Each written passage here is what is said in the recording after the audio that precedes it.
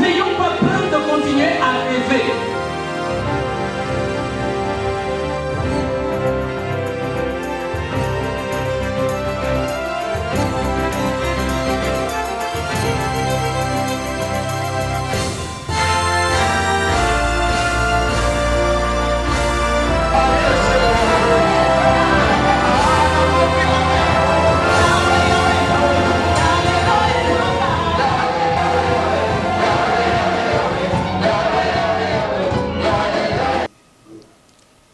Shalom, peuple de Dieu.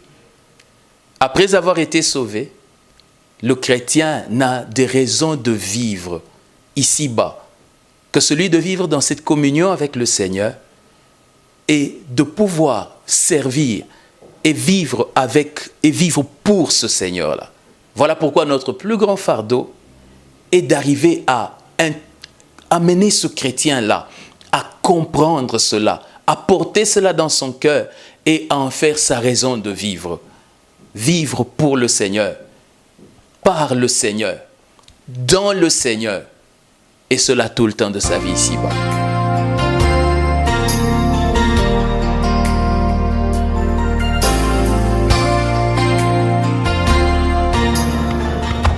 Bien-aimés dans le Seigneur, Shalom. Je suis très heureux de vous savoir nombreux à nous suivre aujourd'hui. Je réponds au nom de Benjamin Mouya. Je suis père de famille. Ma femme s'appelle Patricia Mwanza et nous avons ensemble 5 enfants, dont 4 garçons et une fille. Et les tout derniers sont des jumeaux, une fille et un garçon, par la grâce de Dieu. Je suis également aussi pasteur et visionnaire de l'Assemblée des Sarments, qui est une église établie pour l'instant à Kinshasa. Par la grâce de Dieu, depuis ma conversion, je me suis converti à Lubumbashi. Et dès le début de ma foi, le Seigneur a commencé à me parler, m'appeler à le servir, me disant qu'il allait me préparer et lorsque le temps serait venu, nous allions commencer quelque chose. C'est ainsi que le Seigneur a permis que je passe entre les mains des éminents hommes de Dieu. Je les appelle éminents, non pas seulement parce qu'ils sont très connus, mais à cause de la grâce de Dieu dans leur vie. Et par eux, le Seigneur m'a vraiment bâti, il m'a appris les ABC de la foi. Et j'ai eu à grandir comme ça de Lubumbashi. Je suis venu à Kinshasa pour des raisons de famille. Et c'est ainsi que j'ai grandi dans le Seigneur. Et il y a 5 ans de cela, le Seigneur m'a dit qu'il était temps maintenant de commencer à mettre en œuvre ces choses pour lesquelles il m'avait formé. C'est ainsi que, n'attendant pas d'avoir nécessairement toutes les conditions, parce que le Seigneur ne nous les avait pas données dès le début, nous avons commencé dans mon salon avec quelques bien-aimés, selon que Dieu avait permis que nous puissions être connectés à ces personnes-là. Nous avons commencé dans mon salon, et vous pouvez imaginer les conditions du salon, c'est que ça peut être, c'est que quand vous avez culte, l'on doit déplacer les chaises, et c'est ainsi que nous avons démarré. Nous avons démarré par la grâce de Dieu, le Seigneur était avec nous, malgré ces conditions difficiles. On n'avait qu'un seul culte la semaine, le mercredi, on ne pouvait pas avoir un autre culte, si ce n'est le mercredi, et finalement le culte du dimanche. Pendant ce temps de travail, nous avons vu le Seigneur envoyer ses fils et ses filles, certains qui étaient déjà dans le Seigneur, d'autres qui ont connu le Seigneur au travers de nous. Et pendant tout ce temps-là, ma plus grande préoccupation était de pouvoir les amener à comprendre ce à quoi le Seigneur nous avait appelés et ce pourquoi le Seigneur avait voulu que nous établissions cette œuvre. Je commencerai par vous expliquer. Tout commence avec le nom même de l'Église. Notre Église s'appelle Assemblée des Sarments. Cela vient du passage que nous pouvons trouver dans Jean au chapitre 15, le verset 5, où le Seigneur est en train de dire « Je suis le cep, vous êtes les sarments, celui qui demeure en moi et en qui je demeure porte beaucoup de fruits, car sans moi, vous ne pouvez rien faire. » C'est le passage qui est porteur de toute la vision de cette œuvre. Qu'est-ce qui se passe? Le Seigneur est le cep. Le cep, c'est le tronc. Et nous, nous sommes les sarments, c'est-à-dire les branches de ce tronc-là. Et notre vision, c'est pour dire quoi? Nous étions tous des hommes, nous étions, comme le dit Ésaïe, errants, chacun suivant sa voie. Et le Seigneur est allé, il nous a coupés dans la vie sauvage dans laquelle nous étions pour venir nous greffer à lui. Quel était le but du Seigneur? C'était de nous débrancher à la vie à laquelle nous étions pour nous connecter à sa vie à lui.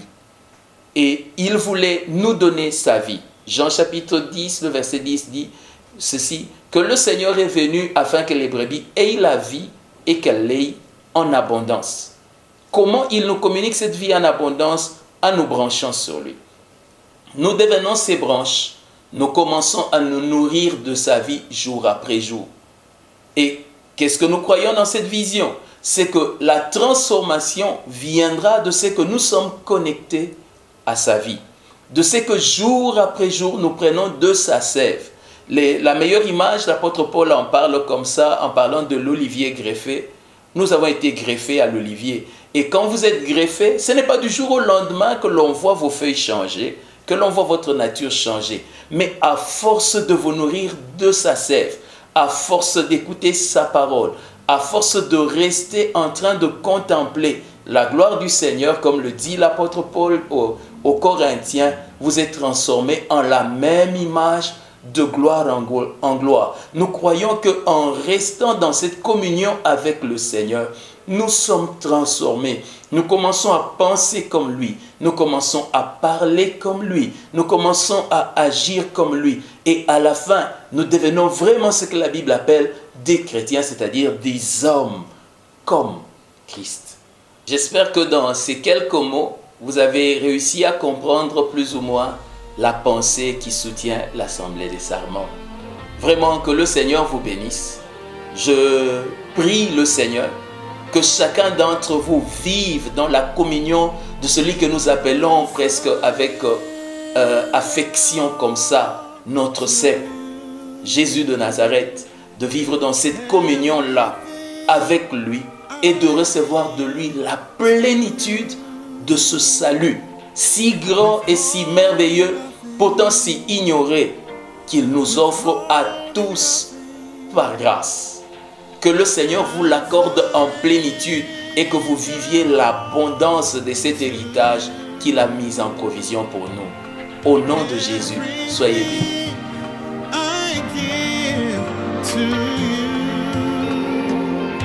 Une telle vie de communion avec le Seigneur est possible pour tous les chrétiens.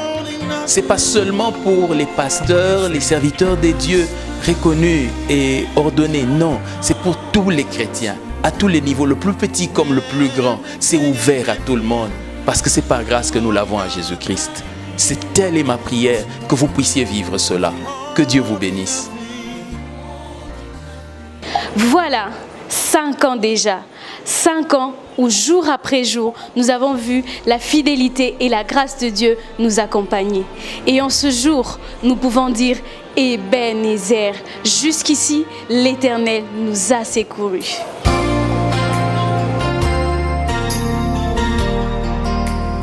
Le Seigneur Jésus a dit « Je bâtirai mon église et les portes du séjour de mort ne pourront pas prévaloir sur elle. » Et pendant ces 5 ans, nous avons vu le Seigneur être à la fois l'architecte et le constructeur de son œuvre dans cette église. Il nous a conduits à mettre cette œuvre en marche, à mettre cela jour après jour. Nous avons commencé par l'enseignement, faire en sorte que l'église commence à comprendre ce que ça signifie que être sarment pour ce cep qu'est Jésus de Nazareth. Et ainsi, on a recruté comme ça quelques personnes pour être des ouvriers, ces pierres avec lesquelles nous allons bâtir cette œuvre. On a eu à les former par des moments particuliers de prière, par des moments particuliers d'enseignement, de formation comme ça. Mais le clou de toutes ces choses-là, c'est que ce n'est pas seulement quelques personnes pour être ouvriers à l'église. Mais la pensée, c'est que tout chrétien est sacrificateur. Et on n'est pas seulement sacrificateur par l'œuvre spirituelle. On est sacrificateur d'abord par l'œuvre spirituelle parce que tout chrétien peut prier. C'est comme ça qu'à l'Assemblée des Serments, on n'a pas une petite équipe de personnes qui intercèdent. L'intercession est ouverte à tout le monde. On forme des équipes qui vont de 3 à 5 personnes qui se réunissent dans un coin et qui n'ont pour charge que de soutenir l'œuvre par leur prière. Au-delà de cela, on peut aussi soutenir matériellement l'œuvre. Et dans l'Assemblée des Serments, il n'y a pas de grands et de petits partenaires. Tout le monde est partenaire. Nous voulons que toute l'Église, le peuple de Dieu, et même tous ceux qui peuvent être en dehors de notre communauté, mais qui souhaiteraient soutenir cette œuvre et qui veulent venir s'associer à nous, par des montants qui ne sont facultatifs, ça dépend seulement de la volonté de cœur. Et c'est ainsi que l'on vient.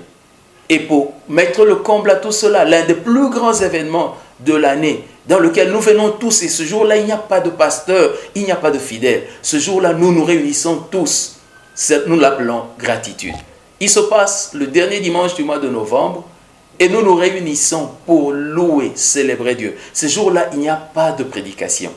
Ce jour-là, il n'y a que la louange et l'adoration. Nous invitons aussi des frères qui viennent d'autres assemblées, sœurs, qui viennent se réunir avec nous et qui peuvent chanter aussi avec nous, afin que ce jour-là, Christ soit reconnu comme le Seigneur, le Sauveur de tous. Et nous lui manifestons notre reconnaissance. Voilà pourquoi ça s'appelle gratitude.